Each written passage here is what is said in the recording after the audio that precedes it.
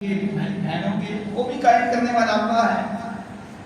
تو اللہ کو بڑے عزیز ہیں، اسی لیے تو نبی صلی اللہ علیہ وسلم نے قدم قدم پہ یہ کہا کہ تمام مسلمانوں کا خیال رکھو، سب سے پہلے اپنے بہنوں بھائیوں کا، رشتہ داروں کا، اعزہ و اقربا کا. صدقے کا آغاز ہو تو رشتہ داروں سے ہو، محبت کا، پیار کا، الفت کا، اظہار کا آغاز کرو تو کس سے کرو؟ اپنے رشتہ داروں سے. زکوٰۃ دینی ہے تو سب سے پہلے رشتہ داروں میں دیکھو، بہنوں بھائیوں میں، رشتہ داروں میں، ماموں، چچا، تایا، کھاتا، پھوپھی، ان کی آگے اولادیں، ان میں تو کوئی مستحق نہیں ہے زکوٰۃ کا. اگر ان میں کوئی مستحق ہو تو باہر دینا کوئی اچھا عمل نہیں رہتا. حالانکہ زکوٰۃ اسلام کا رکن ہے. پہلے ان کو دو، پھر جو باقی بچے پھر باہر دے. لیکن میرے بھائیوں، پھر وہ یہ جو اخوت ہے جس کو آپ سب کے بہن بھائی کہتے ہیں، اس کی بنیاد بھی اگر ایمان پر قائم ہے، اسلام پر قائم ہے، تو یہ ہمیشہ ہمیش کی اخوت ہے، ورنہ یہ اخوت بھی ہمیشہ ہمیش کی نہیں رہتی. اس کی بنیاد جب کمزور ہے. انما المؤمنون اخوہ، یہ قرآن مجید کی آیت ہمارے نظام اخوت کو ایک بنیاد، ایک ایسی مضبوط چٹان عطا کرتی ہے جس کو ہمارے گلے شکوے، ہمارے ایک دوسرے سے دوریاں، ہماری ایک دوسرے سے عداوتیں، نفرتیں، ہمارا بغض، سینے میں حسد، کینہ، شکایات، اس بنیاد کو ہلا نہیں سکتے. ان تمام تر شکایات کے گلوں کے باوجود اگر سینے میں ایمان موجود ہے، ایمان مستحکم ہے، جتنا بھی آپ کو کسی سے کوئی گلہ ہے، یہ ایمان آپ کو کسی مسلمان بھائی سے، مسلمان بہن سے دور نہیں کر سکتا. اور اگر دور کرتا ہے تو گلہ شکوہ کس کو، کس سے نہیں ہے؟ کیا اولادوں کو ماں باپ سے نہیں ہے؟ ماں باپ سے بھی سکا کوئی ہو سکتا ہے ہمارا؟ کہتے ہیں نا، جو بیودا سکا نہیں وہ کسی کا بھی سکا نہیں. جو اپنے ماں باپ کا نہیں بنتا وہ کسی اور کا بن سکتا ہے. ماں باپ سے زیادہ قریبی رشتہ کون سا ہو سکتا ہے؟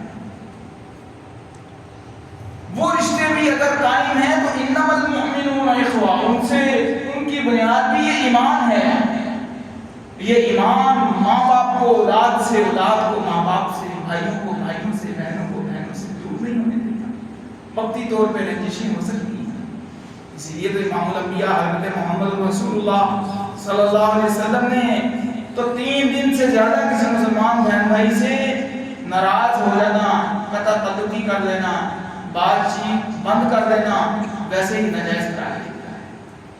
آپ زیادہ سے زیادہ کسی سے بول چال بند 3 دن 3 راتوں سے کر سکتے ہیں. چوتھے دن جو ہی طلوع ہوتا ہے آپ کے لیے جائز نہیں 1 منٹ بھی اپنے کسی مسلمان بھائی سے ناراض ہونا. صلح کرنا آپ پر فرض ہو جاتا ہے. اور صلح اتنا عظیم عمل ہے، امام الانبیاء محمد رسول اللہ صلی اللہ علیہ وسلم نے فرمایا، من وضع اللہ رفعہ اللہ. جب آدمی کسی کی طرف صلح کا قدم اٹھاتا ہے اس کو شیطان فوراً آگے کہتا ہے، قصور تمہارا تھا، غلطی تمہاری تھی، تم مسکین ہو، تم کمتر ہو، تم کمی ہو، تم جا کے پہلے صلح کی طرف ہاتھ بڑھا رہے ہو، غلطی اس کی ہے، صلح کیوں کرتے دن رہے ہو؟ شیطان ہے یعیدکم الفقر، فقر بھی لاتا ہے، دوریاں بھی لاتا ہے، ہمیں اپنے رشتہ داروں سے توڑتا ہے، دور کرتا ہے. اور خاص طور پہ وہ رشتے جو ایمان کی بنیاد پر قائم ہیں، جو اسلام کی بنیاد پر قائم ہیں. یہ صفوں میں آپ پیروں کے ساتھ پیر جوڑ کے کھڑے ہوتے ہیں نا، کندھوں سے کرتے ہیں، یہ نمازوں کی بنیاد پہ قائم ہونے والے رشتے، وہ رشتے جن کو قائم کرنے والی یہ مسجدیں ہیں، جنت کے باغ ہیں، اللہ کے گھر ہیں. شیطان خاص طور پہ ان رشتوں میں جھرانے کا چھوٹی چھوٹی باتوں ملنے نہیں دیتا. نماز آپ نے دیکھا نہیں، اتنے بڑے مراکز بعض بار آپ دیکھیں گے، لوگ آتے ہیں، نماز پڑھتے ہیں، چلے جاتے ہیں، سلام تک نہیں کہتے، اسلام کا جواب نہیں دیتے. حالانکہ آپ کو تو مسجدوں میں اکٹھے پاؤں سے پاؤں جوڑ کے، کندھے سے کندھا ملا کے کھڑے ہونے کا سب سے بڑا مقصد، مطلب اور فلسفی اس کے پیچھے یہ ہے کہ آپ جڑ جائیں، صرف نمازوں میں نہیں، باہر ایک دوسرے کے ساتھ کندھا سے کندھا ملا کے آپ کھڑے ہوں. مرنے کے بعد کندھا دیا تو کیا دیا؟ وہ تو غیر بھی دے دیتے ہیں۔ غیر کیا مسلمان نہ ملے، غیر مسلم بھی آپ کو اٹھا کے دفنا آئیں گے، وہ کندھا کس کام کا؟ اگرچہ اس کی بھی فضیلت ہے، میت کو بھی کندھا دینے کی فضیلت ہے، تو اگر زندہ کو کندھا دیں، آپ اس کے کندھے سے کندھا ملا لیں، پاؤں سے پاؤں ملا لیں، ایک دوسرے کے دستوں بازو بن جائیں، تو میرے بھائی بزرگوں ایک اور ایک دو نہیں ہوتے، ایک اور ایک 11 بن جاتے ہیں۔ کتنی پیاری خوبصورت مثال، 2 نہیں ہوتے 11 ہوتے ہیں، اتنے مستحکم ہوتے ہیں، اتنے مضبوط ہوتے ہیں۔ شیطان ہے جو ہمیں دور کرتا ہے۔ انما المؤمنون اخوہ، جس کے سینے میں ایمان ہے اس کی اخوت قائم ہو کے رہتی ہے، اور جس کی اخوت قائم نہ ہو وہ صرف اپنی اخوت کی، بھائی چارے کی، دوستی یاری کی، رشتہ داری کی فکر نہ کرے کہ وہ جا رہی ہیں، وہ ٹوٹ رہی ہیں، لوگ دور ہو رہے ہیں، میں اکیلا رہ گیا ہوں، میں تنہا رہ گیا ہوں۔ انما المؤمنون پہلے ایمان ہے، وہ اپنے ایمان کی فکر کرے، اخوت تمہاری فکر نہیں ہے، تمہارا ایمان ضائع ہو گیا۔ اگر ایمان نہ بکھرا ہوتا، نہ ٹوٹا ہوتا، نہ کمزور ہوا ہوتا، ہماری اخوت کمزور نہ پڑتی۔ یہ آیت اس کی سب سے بڑی دلیل فاصلے ہو گئی نا خبری کو۔ اسی لیے تو امام الانبیاء محمد رسول اللہ صلی اللہ علیہ وسلم نے صلح کی طرف پہلے قدم بڑھانے کی فضیلت اتنی بیان فرمائی۔ من وضع للہ، جو اللہ کی خاطر پہلے صلح کی طرف جاتا ہے، جھک جاتا ہے، رفعہ اللہ، وہ یہ نہ سمجھے وہ جھکا ہے، کیوں؟ اس لیے کہ رفعہ اللہ، اللہ نے اس کو بلند کر دیا ہے۔ جو صلح کی طرف پہل کرتا ہے، جو اپنی غلطی نہ ہونے کے باوجود بھی صلح جوئی کی طرف پہل کرتا ہے، رفعہ اللہ، اس کی رفعت اللہ کے ہاتھ میں ہے۔ جس کو اللہ بلند کرے اس کو کون جھکا سکتا ہے، اس کو کون گرا سکتا ہے؟ اور نبی اکرم صلی اللہ علیہ وسلم نے جھوٹ کی کتنی زیادہ مذمت بیان فرمائی کہ مومن بخیل ہو سکتا ہے، چور ہو سکتا ہے، بزدل ہو سکتا ہے، پر مومن جھوٹا نہیں ہو سکتا۔ امام الانبیاء محمد رسول اللہ صلی اللہ علیہ وسلم نے فرمایا صلح کروانے کے لیے اگر تمہیں جھوٹ بولنا پڑے وہ بھی جائز ہے، نہ صرف جائز ہے، اس جھوٹ کا بھی بعض اوقات تمہیں اتنا اجر ملتا ہے جتنا سچ بولنے کا نہیں ملتا، کیونکہ یہ جھوٹ تم کس لیے بول رہے ہو؟ صلح کرانے کے لیے۔ اس کو جا کے کہا، بڑے اچھے لفظوں میں یاد کیا، ہماری عزت کرتا ہے، جب بھی اس کے منہ سے تمہارا ذکر سنا، ذکر خیر ہی سنا، خیر کی بات سنا، بے شک اس کو گالی ہی دینا جھوٹ ہے۔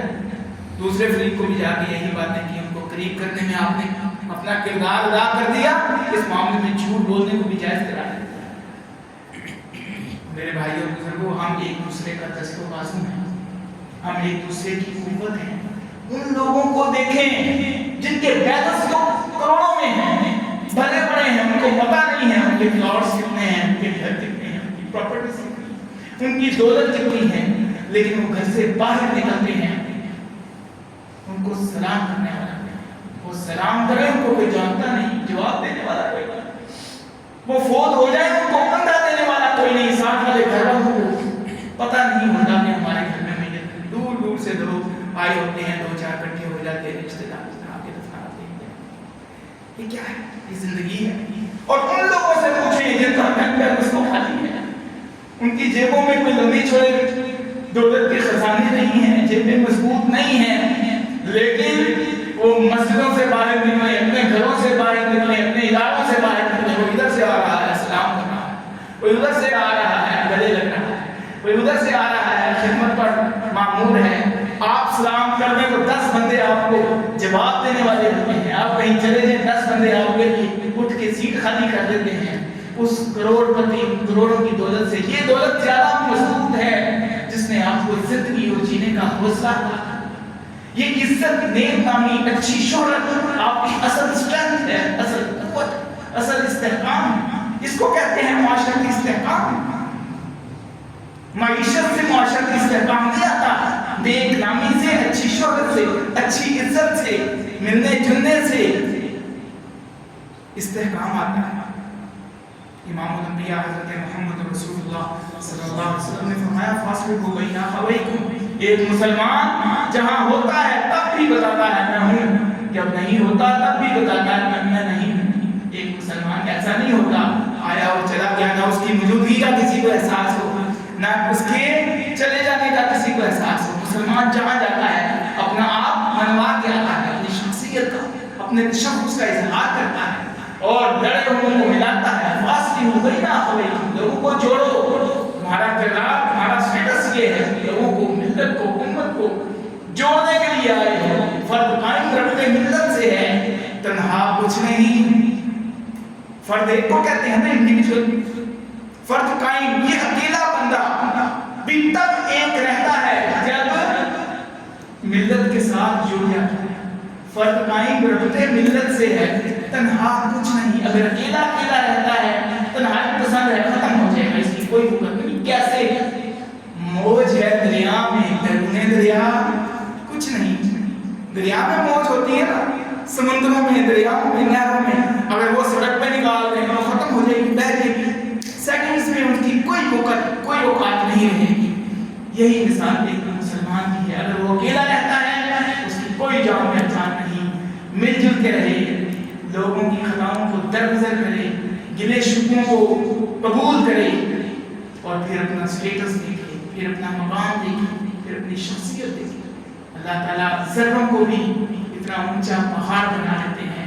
امام الانبیاء حضرت محمد رسول اللہ صلی اللہ علیہ وسلم نے یہی اسی لیے تو فرمایا المؤمن القوی خیر من المؤمن الضعیف، ایک مضبوط مسلمان اس کمزور مسلمان سے بہتر ہے۔ وہ بھی مسلمان ہے لیکن مضبوط مسلمان وہ ہے جو لوگوں سے ملتا جلتا ہے، پھر ان کی طرف سے آنے والی گلے شکوے شکایات بولیاں ان کو سہتا ہے اور ان کو چھوڑتا نہیں ہے۔ ایک وہ ہے دور رہتا ہے، وہ کہتا ہے نہ میری سنت ملنا نہ ملنا، نہ گلے کرنا نہ گلے سننا، لوگوں کی گلے شکایات سے بچنے کے لیے الگ ہو کے بیٹھ گیا ہے۔ یہ کمزور ہے ہر لحاظ سے، سب سے بڑھ کے اعصابی طور پہ کمزور ہے۔ اعصابی طور پہ یہ شخص کمزور ہو جائے، اس کی کوئی وقت نہیں ہے۔ جیسے موج کو دریا سے باہر نکال دیں، اس کی کوئی وقت نہیں ہے۔ ایک دوسرے کے ساتھ ملیں، جماعتی زندگی گزاریں، دکھ درد بانٹیں۔ یہ آپ کی جماعت ہے ماشاءاللہ، آپ تو کئی 11 ہیں، ایک دوسرے کے ساتھ مل کے دیکھیں، اللہ تعالیٰ ان 11 کو ہی 111 بنانے پر قادر ہے۔ اللہ رب العالمین ہماری